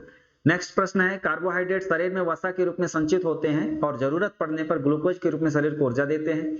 कार्बोहाइड्रेट डीएनए, आरएनए के प्रमुख घटक होते हैं। ये दोनों कथन सही है, पहला भी सही है, दूसरा भी सही है। ठीक है, ये दोनों स्टेटमेंट सही हैं। फिर नेक्स्ट है, पर्यावरण के जैविक अजैविक समस्त घटकों में जीवमंडल किसी भाग के भौतिक पर्यावरण को शामिल करते हैं। अजैविक संगठक जैविक संगठक के लिए अनिवार्य होते हैं। बिल्कुल सही है। जो पर्यावरण है वो तीनों संगठनों से मिलकर बना होता है। जैसे एक होता है जैविक संगठन, ठीक, जैविक संगठक में क्या आते हैं? जीव जंतु पेड़ पौधे। एक आता है अजैविक, ठीक। अजैविक में जिसमें जीवन नहीं है, निर्जीव वस्तुएं। और एक आता है ऊर्जा संगठक, ऊर्जा संगठक सौर ऊर्जा, पवन ऊर्जा, जल, ठीक है, ये सब आएंगे। तो चलो ये हो जाएगा इसका आंसर, यानी इसमें सभी सम्मिलित होते हैं। इसका ये वाला भी सही है और बी वाला, दोनों प्रश्न इसके ऑप्शन दोनों सही है। खाद्य श्रृंखला क्या होती है? खाद्य श्रृंखला फूड चेन। फूड चेन क्या होती है दोस्तों? फूड चेन जो होती है, एक जीव से दूसरे जीव को खाद्य और उसके प्रकार के ऊर्जा का प्रसार, ये कहलाता है खाद्य श्रृंखला। जैसे घास होता है, घास को कौन खाता है? टिड्डा, ठीक। और टिड्डा को कौन खाता है? मेढक। मेढक को कौन खाता है? सर्प। और सर्प को कौन खाता है? गिद्ध, ठीक। इस तरीके से जो घास है उसको खाया टिड्डा, यानी ये आहार श्रृंखला बन गई। यानी घास क्या है? उत्पादक, इसको खाया प्राथमिक उपभोक्ता यानी टिड्डा, उसको खाया मेढक, द्वितीयक उपभोक्ता, मेढक को खाया सर्प, तृतीयक उपभोक्ता, और ये गिद्ध जो ये उच्चतम उपभोक्ता है, इन सब पर ऊपर है, ठीक है। तो घास खाया टिड्डा ने, टिड्डा ने किसकी एनर्जी लिया? घास की एनर्जी लिया। कहा जाता है केवल 10% एनर्जी ही दूसरे में जाती है। फिर टिड्डा ने खाया मेढक, मेढक जो है टिड्डा को खाया, तो इसमें एनर्जी कितनी जाएगी? 10% जाएगी। इस तरीके से ये 10% का नियम लिंडमैन ने दिया था और ये इनमें भी लागू होता है, ठीक है। आगे बढ़ते हैं। निम्नांकित में से कौन सा एक सर्वाधिक भंगुर पारिस्थितिक तंत्र का उदाहरण है? तो इसमें सीधा आंसर हो जाएगा जो सर्वाधिक तापमान द्वारा प्रभावित होगा, यानी यदि टेम्परेचर बढ़ जाएगा तो सबसे ज्यादा किसमें प्रभाव पड़ेगा? तो उसमें पड़ेगा आर्कटिक और ग्रीनलैंड की हिम चादर पर, क्योंकि ये हिम आवरण से घिरे हुए हैं और जहां बर्फ ज्यादा है वो पिघलेगी तो पूरा वातावरण प्रभावित होगा, समुद्र का जल स्तर बढ़ेगा। पहला आंसर हो जाएगा। निम्नलिखित कथनों में से कौन सा सत्य नहीं है? तो भूमध्य रेखा से ध्रुवों की ओर जाति में विविधता होती है, ये स्टेटमेंट गलत है, बाकी सब सही है, ठीक है।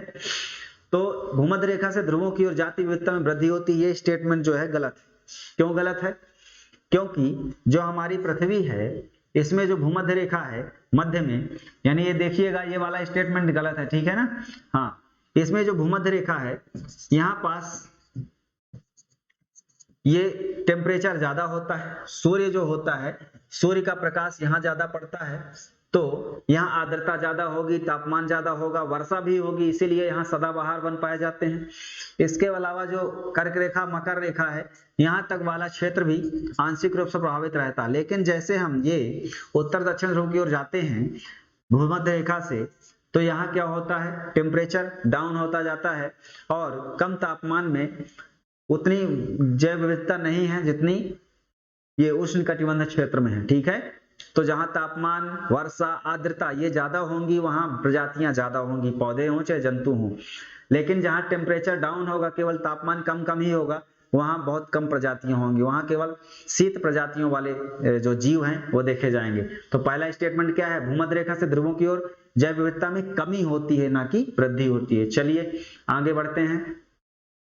निम्नलिखित में से किसमें प्रवाल भित्तियां हैं? तो भारत में जो प्रवाल भित्तियां हैं, प्रवाल समुद्री जीव होते हैं और उनके खाल के द्वारा जो द्वीप बन जाते हैं उनको हम प्रवाल भित्तियां कहते हैं।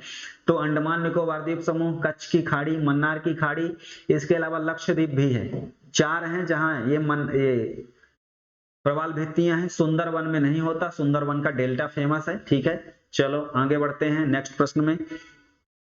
भारत की जैव विविधता के संदर्भ में ये दिए गए हैं कुछ प्रजातियों के नाम, पौधों, ये जो प्रजातियां हैं ये किनके नाम है? ये पक्षी हैं। भारत में ये पक्षी प्रजातियों के नाम है, ध्यान रखिएगा। सीलोन, फ्रॉगमाउथ, ये इनके नाम है, जीव वैज्ञानिक नाम। चलो, भारतीय राष्ट्रीय प्राधिकरण की स्थापना कब की गई? तो दोस्तों जैव विविधता को दुनिया भर में बढ़ावा देने के लिए जो बहुत सारे सम्मेलन हुए उनके अनुपालन में भारत में भी जैव विविधता का संरक्षण करने के लिए 2002 में कानून बना, 2002 में बायोडायवर्सिटी कंजर्वेशन एक्ट बना और उसी के अनुपालन में 2003 में इसकी प्राधिकरण की, अथॉरिटी की स्थापना कर दी गई कि यह जो है जैव विविधता के क्षेत्र में काम करेगा, ठीक। भारतीय उपग्रह श्रृंखला जो दूरसंचार तंत्र के लिए उपयोग में लाई जा रही है, क्या कहते हैं उसको? तो आप इसका आंसर अंदाजा लगाएं, क्या हो सकता है इसका सही आंसर जो संचार में प्रयुक्त होता है?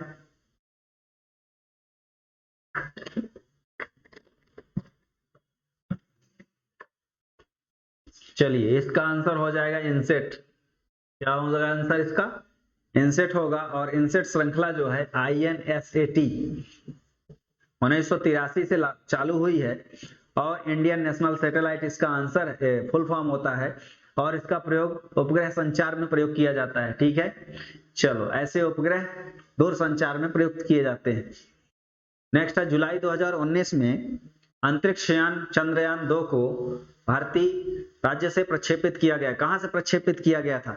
तो चंद्रमा पर अनुसंधान करने के लिए, उसके दक्षिण ध्रुव पर पहुंचने के लिए सबसे अच्छा अभियान चंद्रयान 2 22 जुलाई सन 2019 को भारत में इसरो द्वारा प्रक्षेपित किया गया था। आंध्र प्रदेश के श्रीहरिकोटा सतीश धवन अंतरिक्ष केंद्र से, SDSC उसका नाम है, और वहां जो है हमारे देश का उपग्रह प्रक्षेपण केंद्र है, वहां से प्रक्षेपित किया गया था। हालांकि अपने वास्तविक लक्ष्य से 2.5 किलोमीटर दूरी पर वह फेल हो गया और उसका कंट्रोल इसरो से हट गया, लेकिन उसका जो कैमरा है, रोवर है, अभी भी काम कर रहा है। विक्रम लैंडर से उसका संपर्क जो है टूट गया था। चलो, एक नाभिकीय रिएक्टर में भारी जल क्या होता है? भारी जल क्या होता है? भारी जल ऐसा जल होता है, हाइड्रोजन और ऑक्सीजन से मिलकर पानी बनता है H2O, लेकिन जब उसमें ड्यूटेरियम मिल जाए और ऑक्सीजन, तो उसको हम क्या कहते हैं? भारी जल। और इस भारी जल का प्रयोग न्यूट्रॉन की गति को मंद करने में न्यूक्लियर रिएक्टर में किया जाता है। किसमें किया जाता है? न्यूक्लियर रिएक्टर में। क्यों किया जाता है? क्योंकि इससे नाभिकीय श्रृंखला अभिक्रिया में कमी आएगी, न्यूट्रॉन की गति कम होगी, तो उसको हम कंट्रोल करके एनर्जी क्रिएट करेंगे, नाभिकीय ऊर्जा बना देंगे। ठीक है, इसीलिए ये परमाणु विद्युत बनाने में प्रयोग किया जाता है। आगे बढ़ते हैं। वह व्यक्ति कौन है जिसे भारतीय मिसाइल प्रौद्योगिकी का पिता कहा जाता है? तो आप चिर परिचित नाम से जानते ही होंगे, मिसाइल मैन ऑफ इंडिया, जनता के राष्ट्रपति और भारत को मिसाइल का वरदान देने वाले, मिसाइल के क्षेत्र में अनुसंधान करने वाले missile man doctor APJ Abdul Kalam ji, इनको कहा जाता है। राष्ट्रीय दूर संवेदी केंद्र की स्थापना 1974 में कहां हुई? हैदराबाद में हुई। रिमोट सेंसिंग के क्षेत्र में रिसर्च करने के लिए और इसमें बाकायदा जो संगठन कार्यरत हैं उन पर सहयोग और सामंजस्य बनाने के लिए इसकी स्थापना 1974 में हैदराबाद में की गई। वनस्पति घी बनाने में किसका प्रयोग करते हैं? वनस्पति घी का मतलब क्या होता है? जो वनस्पतियां हैं, जो तिलहन फसलें हैं, उनसे जो हम घी बनाते हैं, संक्षिप्त नाम इसका जो ब्रांड चलता था बाजार में उसको कहते थे डालडा। ठीक है, तो वो डालडा एक कंपनी का नाम है, वो ब्रांड नेम है, लेकिन उसको हम क्या कहते हैं? वनस्पति घी कहते हैं। इसको बनाने में जो हाइड्रोजन है, हाइड्रोजन का प्रयोग किया जाता है। किसका प्रयोग किया जाता है? हाइड्रोजन का, क्योंकि वो असंतृप्त वसा होती है। असंतृप्त वसा में हाइड्रोजन का प्रयोग करके, हाइड्रोजनाइजेशन करके उसको वनस्पति घी में बदल देते हैं। ठीक है, कौन सा संतृप्त वसा का उदाहरण है? संतृप्त वसा का उदाहरण इसमें नारियल का तेल है। क्यों?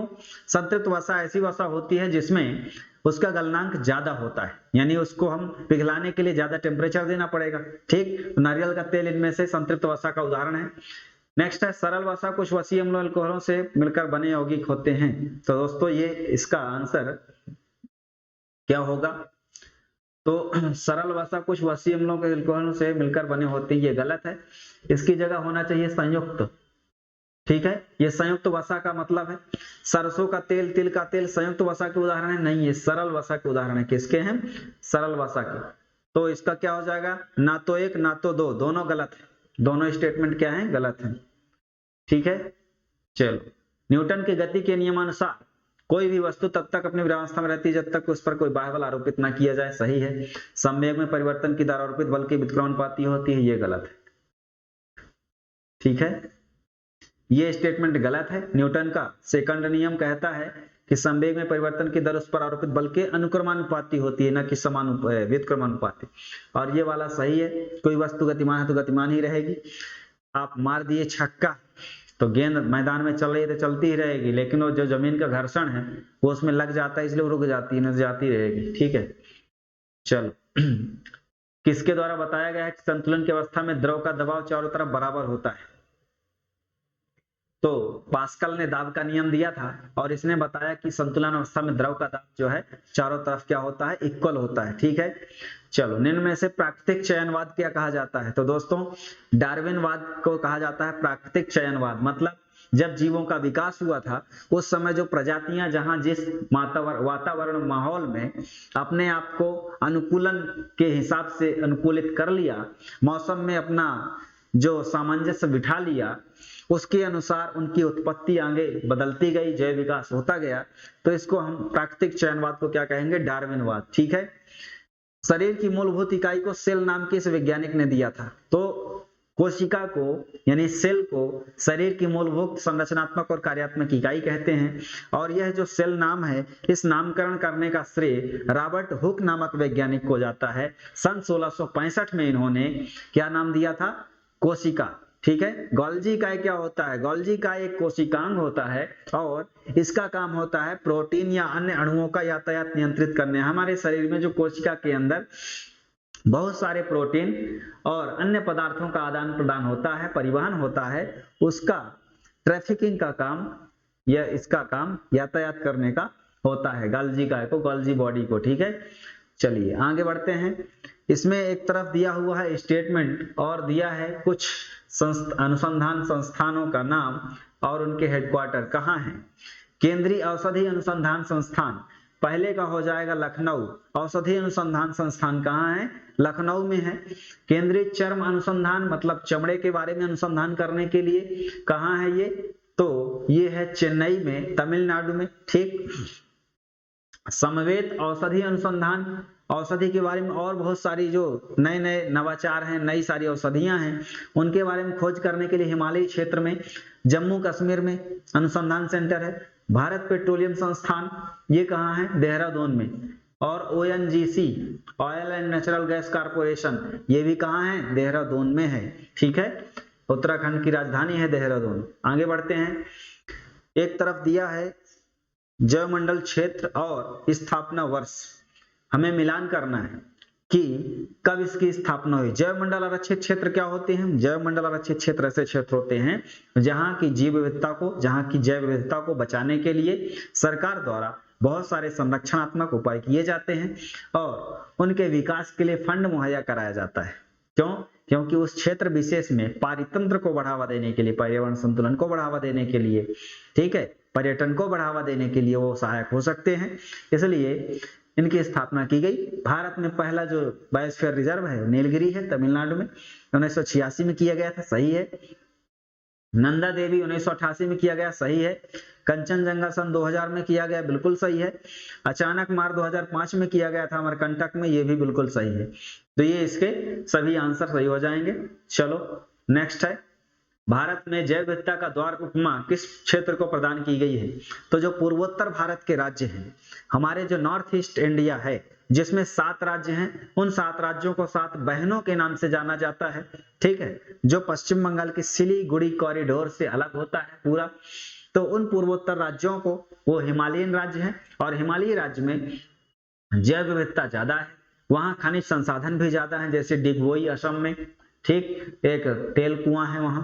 ठीक। इसके अलावा बहुत सारा उपजाऊ क्षेत्र है, नदियों का क्षेत्र है, डेल्टाई क्षेत्र है। इसके अलावा बहुत सारी औषधियों का जो है वहां उत्पादन हो रहा है, चाय का उत्पादन हो रहा है, पहाड़ी क्षेत्र है वहां।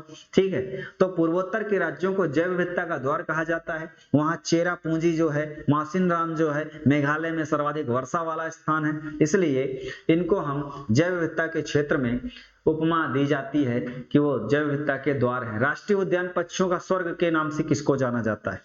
भारत में एक ऐसा राष्ट्रीय उद्यान है जिसको पक्षियों का स्वर्ग कहा जाता है। क्यों कहा जाता होगा?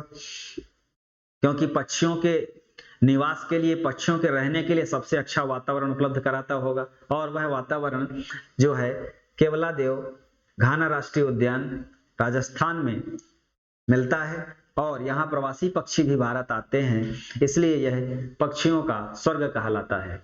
घास वन में पाई जाने वाली खाद्य श्रृंखला का सही क्रम क्या है? इसके हमने पूर्व प्रश्न में भी चर्चा की है कि घास को कौन खाता है? हिरण। हिरण को कौन खाता है? शेर को कौन खाता है? मतलब जब शेर पर कौन छोटे छोटे जीव लगते हैं? जूं जो है सब में लग जाता है। ठीक है। तो इसका सही आंसर हो जाएगा घास माने उत्पादक, हिरण शाकाहारी, मांसाहारी शेर, और जूं जो है सर्वाहारी है। ठीक है। तो इसको हम निम्न श्रेणी में शामिल कर सकते हैं। ठीक है, तो इसका आंसर सी नंबर हो जाएगा। चलिए आगे बढ़ते हैं। पारिस्थितिक तंत्रों में तत्वों के चक्रण को क्या कहते हैं? तो दोस्तों, पारितंत्र जो इकोसिस्टम है, उसमें तत्व जो है, जो भी हम धरती से प्राप्त करते हैं, पौधों की वृद्धि होती है, उसको हम कहते हैं जैव भू रासायनिक चक्र। क्या कहते हैं? जैव भू रासायनिक चक्र। मतलब जैव मतलब जीव, भू मतलब धरती, और रसायन मतलब उन तत्वों के बीच क्या होता है? क्रिया होती है। उसको हम ये जैव भू रासायनिक चक्र कहते हैं। जीव भार का पिरामिड किस पारिस्थितिक तंत्र में बदल जाता है?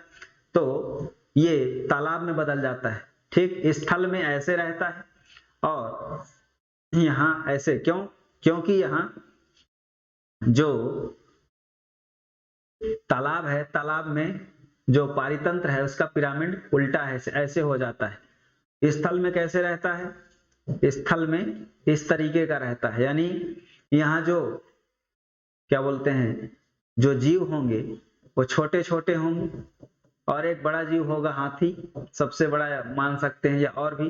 ठीक, लेकिन इसमें क्या है, इनका भार, छोटे छोटों का भार सबसे ज्यादा होगा, हाथी का कम होगा इनके अपेक्षा। लेकिन इसमें क्या होता है, इसमें बड़ी मछली का भार ज्यादा होगा, और यहाँ ये छोटी छोटी मछलियां, यानी बड़ी मछलियां, जो छोटी छोटी मछलियां हैं उनका समूह ज्यादा होगा, और यहाँ जो है धीरे धीरे उनकी संख्या क्या होगी? बढ़ती जाएगी। तो यहाँ जो उत्पादक हैं, तालाब में जो प्राथमिक उत्पादक हैं, उनका वजन ज्यादा होता है, लेकिन इसमें स्थल में जो प्राथमिक उत्पादक हैं उनका वजन कम है। ठीक है, चलो, तो इसका आंसर हो जाएगा, इसका आंसर तालाब। नेक्स्ट बढ़ते हैं। CFC क्लोरोफ्लोरोकार्बन का उत्सर्जन स्रोत क्या है? तो हमारी जो भौतिकवादी संस्कृति है उसमें रेफ्रिजरेटर, एसी, इन सब का यूज होता है, जिसके कारण क्लोरोफ्लोरोकार्बन का उत्सर्जन हो रहा है, और यह जो है समताप मंडल की ओजोन परत को नुकसान पहुंचा रहा है। कुछ दिए गए हैं विटामिन और उनके रासायनिक नाम हैं, उनका हमें मिलान करना है।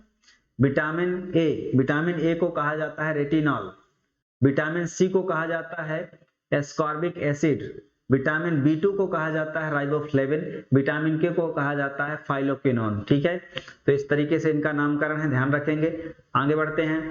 बंदूक की गोली जो है ये मिलान करना है, और ये मिलान किससे रिलेटेड है? बंदूक की गोली से खिड़की में शोध होना, ये क्या बताता है? ये जड़त्व का नियम बताता है। मतलब कांच या खिड़की स्थिर है, उसमें बंदूक की गोली तीव्र गति से जा रही है तो उसमें छेद कर देगी, क्योंकि वो स्थिर है।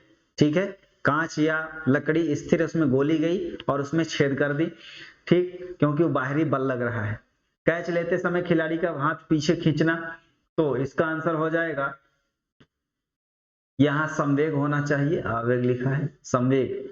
ठीक, ये संवेग है। यहाँ बाह्य बल की अनुपस्थिति में वस्तु का विराम गति में बने रहना, ये न्यूटन का प्रथम नियम। ठीक, नाव से किनारे पर कूदना, न्यूटन का तृतीय नियम। ठीक है, इस तरीके से इसका आंसर हो जाएगा। आगे बढ़ते हैं। रॉकेट किस सिद्धांत पर काम करता है?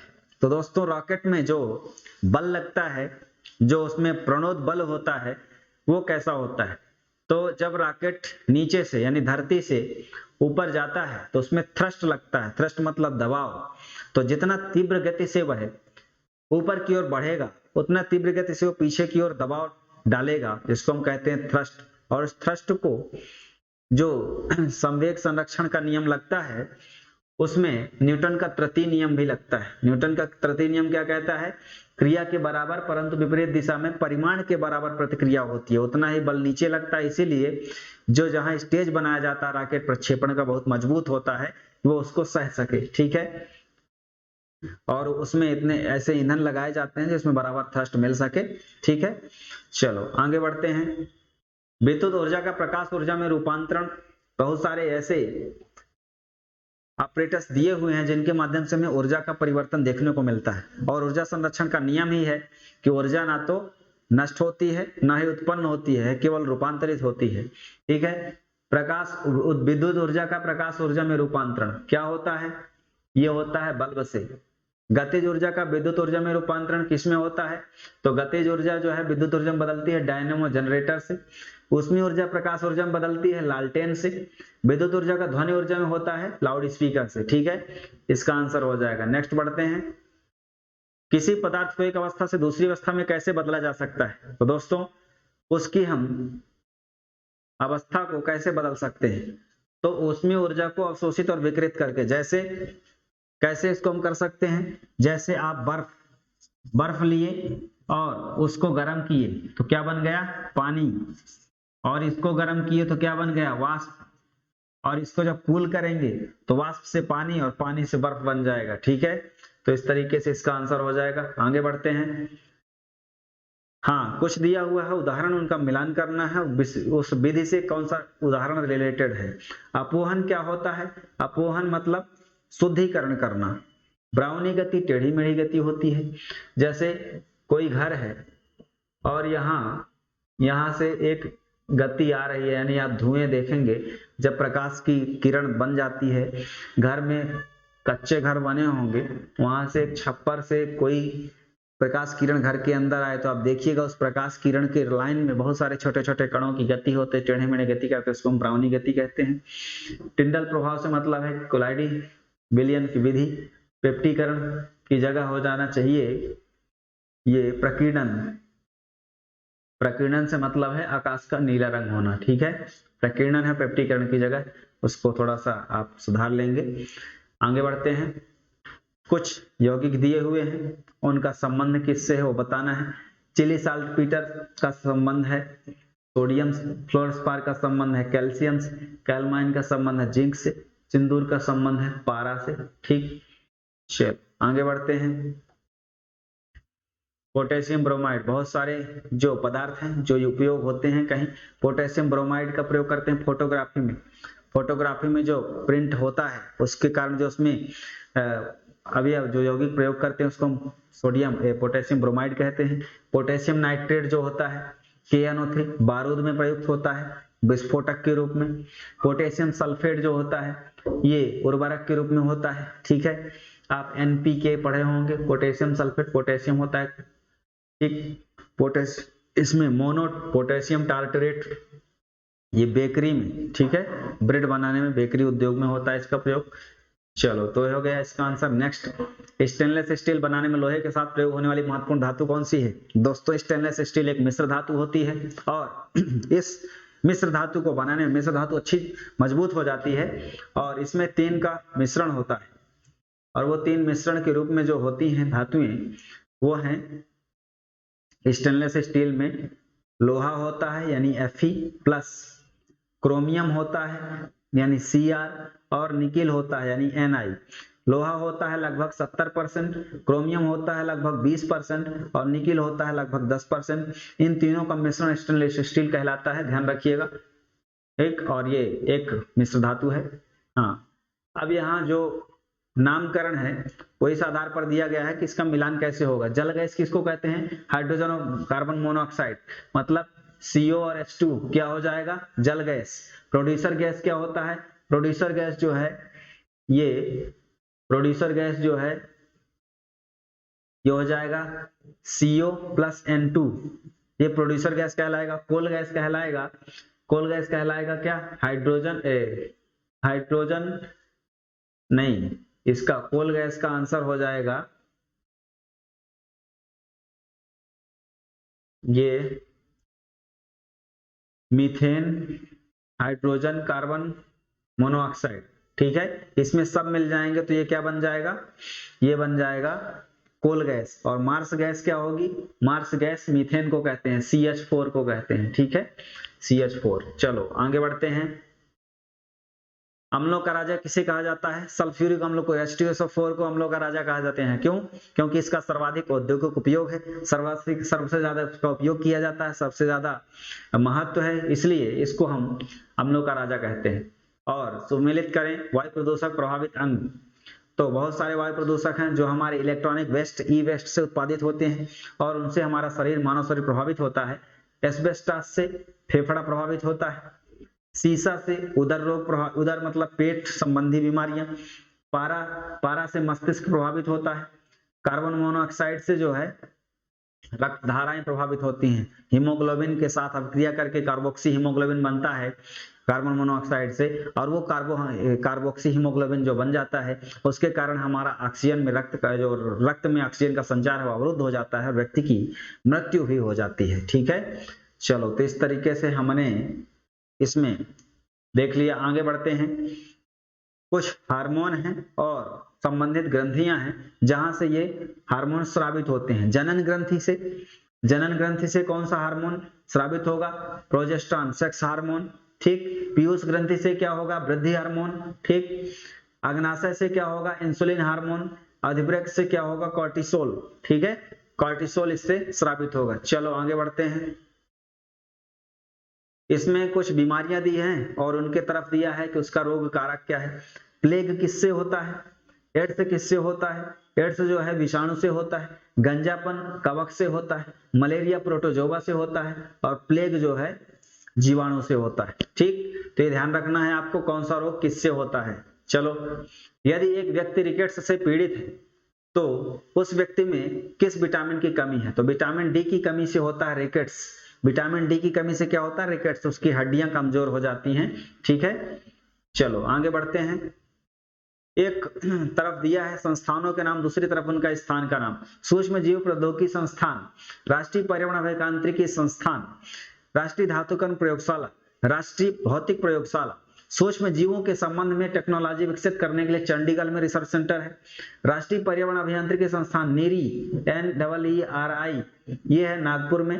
राष्ट्रीय धातुकर्म, मेटल के बारे में सर्च करने के लिए प्रयोगशाला जमशेदपुर में है। जमशेदपुर सबसे ज्यादा लोहा इंडस्ट्री के रूप में फेमस है। राष्ट्रीय भौतिक प्रयोगशाला नई दिल्ली में स्थापित है। ठीक है, इस तरीके से ये सही आंसर हो जाएंगे। आगे बढ़ते हैं। मानव शरीर में विटामिन ए कहाँ संचित होता है? तो जो विटामिन ए होता है वो यकृत में संचित होता है। कहाँ? लीवर में। चलो, रक्त में श्वेत रक्त कणिकाओं की अत्यधिक मात्रा होने से रोग को विज्ञान की भाषा में क्या कहा जाता है?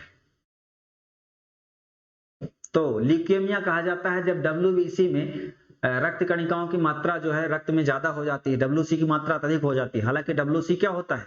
रोग प्रतिरोधक क्षमता बढ़ाने में मदद करता है, हमारी रोगों से बचाव में मदद करती है WBC। ठीक, व्हाइट ब्लड कार्पल्स। लेकिन इनका सबसे ज्यादा हो जाना ल्यूकेमिया कहलाता है, ब्लड कैंसर कहलाता है। ब्लड कैंसर क्या होता है? सर्वाधिक WBC का गुच्छा बन जाना। ठीक है, कोई भी कैंसर होगा उसमें कोशिकाओं का अत्यधिक अनियंत्रित गुच्छा बन जाता है, उसको हम कैंसर कहते हैं। तो यहाँ ल्यूकेमिया में क्या होता है? WBC बढ़ जाता है, तो इसका आंसर हो जाएगा। आगे बढ़ते हैं। ठीक है, नेक्स्ट राइजोबियम। अब इसमें कुछ जो जीवाणु हैं इसको हम सूक्ष्म बैक्टीरिया कहते हैं। जैव उर्वरक के रूप में ऐसे जीवाणु काम करते हैं।